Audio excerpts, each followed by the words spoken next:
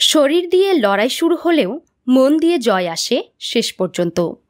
কারণ সব যুদ্ধের আসল ময়দান থাকে আমাদের ভিতরে, আর সেই ময়দানে লড়াই করার জন্য যে শিল্প শিখতে হয় তার নাম কারাতে, জুডো আর মার্শাল আর্ট। এই খেলাগুলোর জন্ম অস্ত্রহীন এক সময়ের যুদ্ধ থেকে, যখন সাধারণ মানুষের হাতে কিছুই ছিল না, তাদের ছিল শুধু নিজেদের শরীর।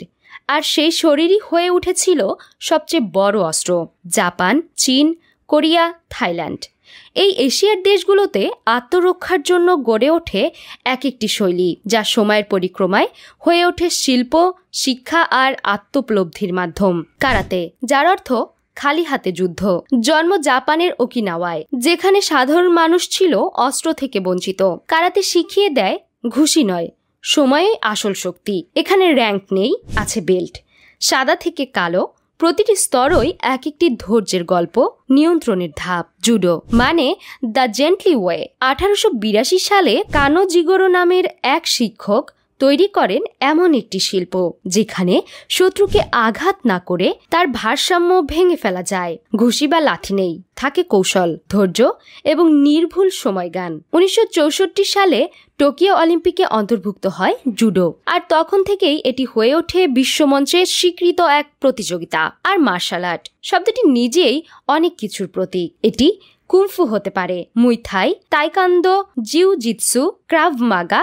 প্রতিটি শৈলী আলাদা, কিন্তু উদ্দেশ্য এক, নিজেকে জানো, নিজেকে গড়ো। চীনের শাওলিন মাঠে শুরু হয়েছিল কুংফু, যেখানে আত্মরক্ষা আর আত্মশৃঙ্খলা ছিল এক সূত্রে গাঁথা। আর কোরিয়ান সৈনিকদের হাতে গড়ে ওঠে তাইকোয়ান্দো, যেটি এখন অলিম্পিকের অংশ। এই শিল্পগুলিকে বিশ্বের সামনে তুলে ধরেছেন কিছু কালজয়ী মানুষ। ব্রুস লি, যিনি শরীরের গতি দিয়ে দর্শন তৈরি করেছিলেন, তার একটা লাথি ছিল একবারেই যথেষ্ট বোঝার জন্য, নিয়ন্ত্রণই আসল শক্তি। জ্যাকি চ্যান, যিনি দেখিয়েছেন যুদ্ধ মানে শুধু রক্ত নয়, তা হতে পারে হাসির, ব্যথার, আবার সাহসের একত্র সমন্বয়। জেটলি, ডনি ইয়েন, তারা এই শিল্পকে রূপ দিয়েছেন পর্দায়। আর বলিউডে অক্ষয় কুমার নিজেই একজন ব্ল্যাক বেল্ট প্রমাণ করেছেন। মার্শাল আর্ট শুধু স্টান্ট নয়, এটা জীবনচর্চা। আজকের দিনে এই আত্মরক্ষার শৈলীগুলো হয়ে উঠেছে আগের চেয়ে আরও বেশি গুরুত্বপূর্ণ, বিশেষ করে নারী ও শিশুদের জন্য। এটা আর বিকল্প নয়, এটা প্রয়োজন। কারণ একটাই, নিজেকে নিরাপদ রাখতে হলে নিজের উপর আস্থা রাখতে শিখতে হবে। শুধু আত্মরক্ষা নয়, মার্শাল আর্ট গড়ে তোলে আত্মনিয়ন্ত্রণ, আত্মসম্মান ও নেতৃত্বের গুণ। বাচ্চাদের শেখায় শৃঙ্খলা, কিশোরদের দেয় আত্মবিশ্বাস, আর তরুণদের দেয় লক্ষ্য ধরে এগিয়ে চলার শক্তি।